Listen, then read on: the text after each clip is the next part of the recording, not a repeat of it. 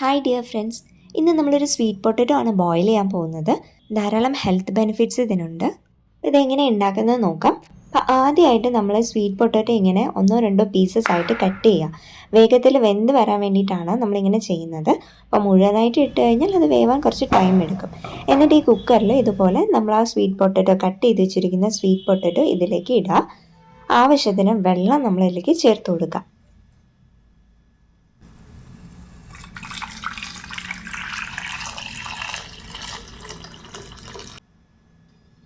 പിന്നെ അല്പം ഉപ്പ് ചേർത്ത് കൊടുക്കുക. ഒരുപാട് ഉപ്പിടേണ്ട കാര്യമില്ല, കുറച്ച് ഇട്ടാൽ മതി. കാരണം ഇത് ഓൾറെഡി മധുരമുള്ളൊരു ഇതായതുകൊണ്ട് തന്നെ അധികം ഉപ്പിട്ട് കഴിഞ്ഞാൽ അതിൻ്റെ ഒരു ടേസ്റ്റ് നഷ്ടമാവും.